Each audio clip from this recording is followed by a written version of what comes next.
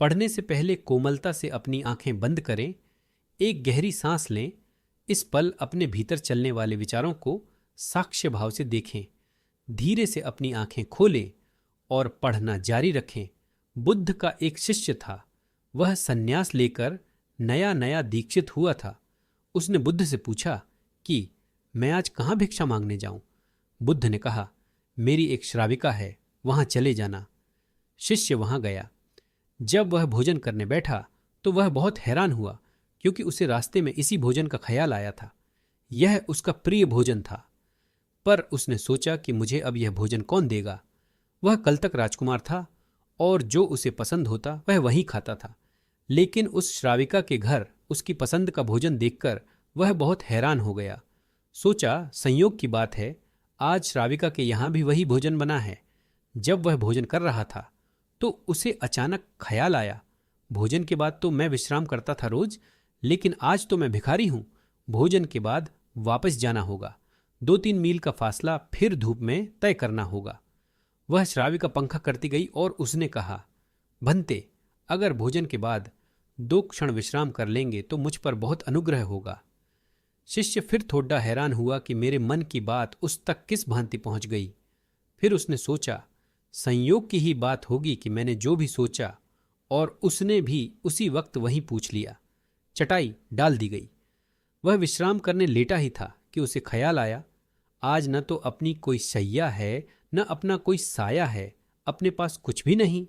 वह श्राविका जा रही थी, रुक गई। उसने कहा, भंते, शैया भी किसी की नहीं है, साया भी किसी का नहीं है, आप चिंता न करें। अब उस भिक्षु के लिए इसे संयोग मान लेना कठिन था। वह उठकर बैठ गया। उसने कहा, मैं बहुत हैरान हूं, क्या मेरे भाव परच लिए जाते हैं? वह श्राविका हंसने लगी। उसने कहा, बहुत दिन ध्यान का प्रयोग करने से चित्त शांत हो गया। दूसरे के भाव भी थोड़े बहुत अनुभव में आ जाते हैं। भिक्षु एकदम उठकर खड्डा हो गया। वह एकदम घबरा गया और कांपने लगा। उस श्राविका ने कहा, आप घबराते क्यों हैं? कांपते क्यों हैं? क्या हो गया? विश्राम करिए, अभी तो लेटे ही थे। उसने कहा, मुझे जाने दें, आज्ञा दें। उसने आंखें नीचे झुका लीं और वह चोरों की तरह वहां से भागा। श्राविका पूछती रह गई, क्या बात है, क्यों परेशान है? फिर भी उसने मुड़कर भी नहीं देखा। उसने बुद्ध को जाकर कहा, उस द्वार पर अब कभी न जाऊंगा। बुद्ध ने कहा, क्या हो गया? भोजन ठीक नहीं था, सम्मान नहीं मिला, कोई भूल चूक हुई?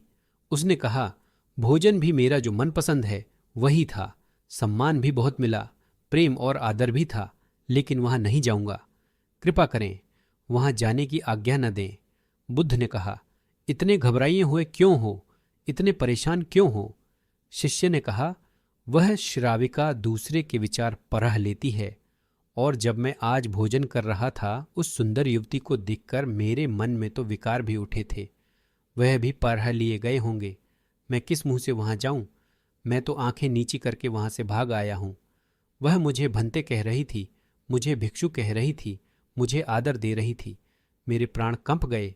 मेरे मन में क्या उठा और उसने पिया रेच लिया होगा। फिर भी मुझे भिक्षु और भंते कहकर आदर दे रही थी। उसने कहा, मुझे क्षमा करें, वहां मैं नहीं जाऊंगा। यह सुनकर बुद्ध ने कहा, मैंने तुम्हें वहां जानकर भेजा है, यह तुम्हारी साधना का हिस्सा है। तुम्हें वहीं जाना पड़ेगा और रोज जाना पड़ेगा। जब तक मैं न कहूं या जब तक तुम आकर मुझसे न कहो कि अब मैं वहां जा सकता हूं, तब तक वहीं जाना पड़ेगा। उसने कहा, लेकिन मैं कैसे जाऊंगा? किस मुंह को लेकर जाऊंगा? और कल अगर फिर वही विचार उठे तो मैं क्या करूंगा? बुद्ध ने कहा, तुम एक छोटा सा काम करना और कुछ मत करना। जो भी विचार उठे उसे देखते हुए जाना, विकार उठे उसे भी देखना। कोई भाव मन में आए, काम आए, क्रोध आए, कुछ भी आए, उसे देखना। तुम सचेत रहना भीतर से, जैसे कोई अंधकारपूर्ण गृह में एक दिए को जला दे और उस घर की सब चीजें दिखाई पड़ने लगें। ऐसे ही तुम अपने भीतर अपने बोध को जगाए रखना कि तुम्हारे भीतर जो भी चले वह तुम्हें स्पष्ट दिखाई पड़ता रहे। बस तुम ऐसे जाना। वह भिक्षु वहां गया। उसे जाना पड़ा।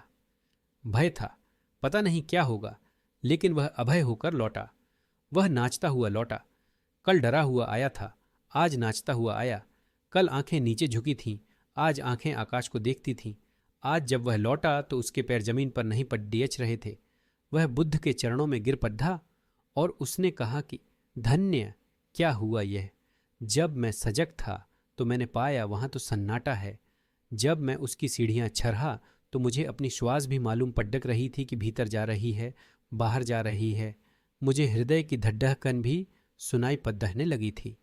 इतना सन्नाटा था मेरे भीतर। कोई विचार सरकता तो मुझे दिखता, लेकिन कोई विचार आ ही नहीं रहा था। मैं एकदम शांत उसकी सीढ़ियाँ चढ़ा। मेरे पैर उठे तो मुझे मालूम था कि मैंने बायां पैर उठाया और दायां रखा।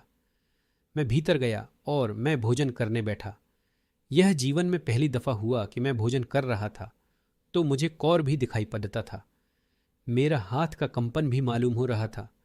श्वास का कंपन भी मुझे स्पर्श और अनुभव हो रहा था। मैं बद्दा हैरान हो गया। मेरे भीतर कुछ भी नहीं था। वहाँ एकदम सन्नाटा था। वहाँ कोई विचार नहीं था, कोई विकार नहीं था।